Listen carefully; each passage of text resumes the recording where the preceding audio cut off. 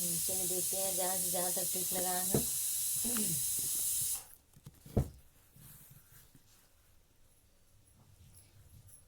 पुनर्मिलन जयशंकर प्रसाद जी द्वारा रचित पढ़ रहे थे, तो कुछ भाग पढ़ लिए थे, कुछ अभी बाकी है। चलिए देखते हैं।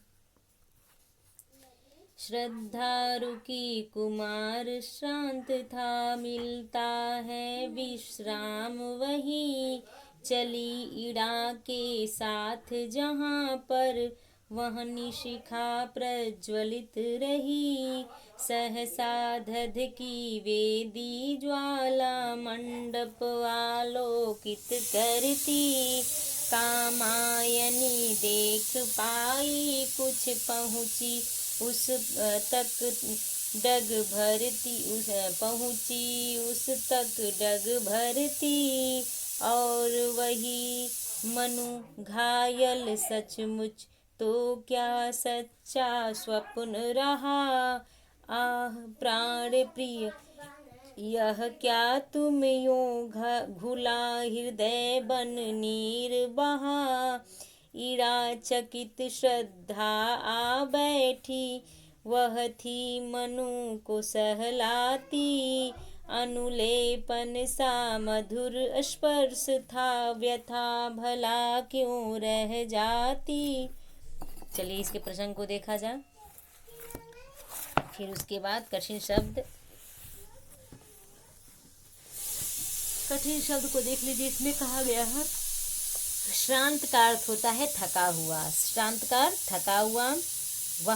वहन शिखा का अर्थ होता है आग की लपटें। वेदी ज्वाला का अर्थ होता है यज्ञ वेदी की अग्नि। अनुलेपन का अर्थ होता है मरहम। ठीक है। चलिए अब इसके प्रसंग में लिखेंगे। इस पंक्ति में मूर्छित मनु को देखकर श्रद्धा के हृदय में उत्पन्न भावों की सुंदर अभिव्यक्ति हुई है। इन पंक्तियों में मूर्छित मनु को देखकर श्रद्धा के हृदय में उत्पन्न भावों की सुंदर अभिव्यक्ति हुई है। चलिए अब व्याख्या पर ध्यान दीजिए। सहसा माने अचानक होता है, आलोकित माने होता है प्रकाशित।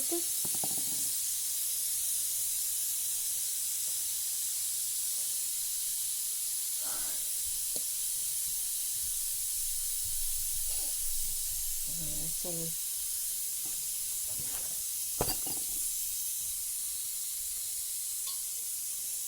इसमें कहा गया है श्रद्धा रुकी कुमार शांत था।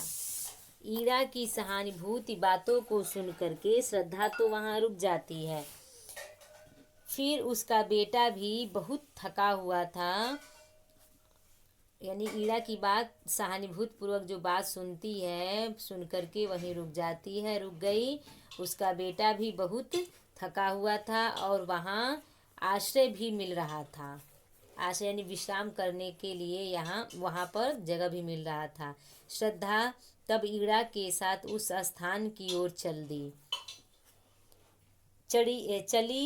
ईड़ा के साथ जहाँ पर, यानी कि वह ईड़ा के साथ उस स्थान की ओर चल दी जहाँ वहन शिखा प्रज्वलित रही, जहाँ पर आग की लपटें उठ रही थी। सहसा यानी अचानक, धधकी वेदी ज्वाला यानी कि यज्ञ वेद की अग्नि धमक उठी। मंडप आलोकित करती, जिससे मंडप में प्रकाश फैल गया। कामायनी देख पाई कुछ, पहुंची उस तक डग भरती। श्रद्धा ने वहां कुछ देखा और कदम बढ़ाती हुई वहां तक पहुंची। कामायनी किसको कहा गया है? श्रद्धा को। फिर और वही मनु घायल सचमुच, उसने वहां मनु को घायल अवस्था में देखा। किसने देखा? श्रद्धा ने देखा। फिर कहा गया है तो क्या सच्चा स्वप्न रहा। श्रद्धा सोचने लगती है, क्या मेरा स्वप्न सच्चा निकला? वह चीख उठती है, आह प्राण प्रिय, यह क्या हो गया। आह प्राण प्रिय यह क्या तुम यूं, यानी कि तुम ऐसे कैसे हो गए, तुम्हारी ऐसी दशा क्यों है, तुम इस दशा में क्यों हो, यह सब क्या हो गया। ऐसा कहते हुए उसका मन भर आया और उसके नेत्रों से आंसू बहने लगे।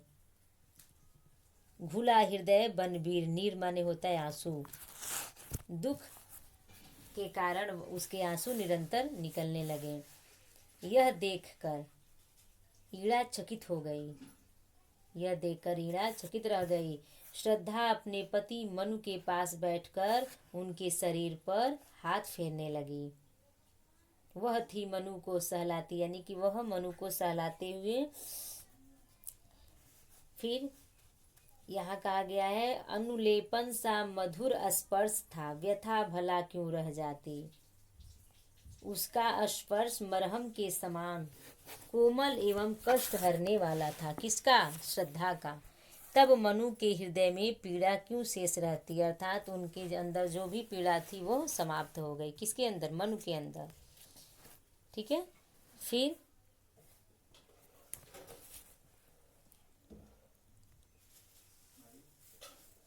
यहाँ पर कवि ने श्रद्धा और मनु के मिलन का मार्मिक चित्रण किया है।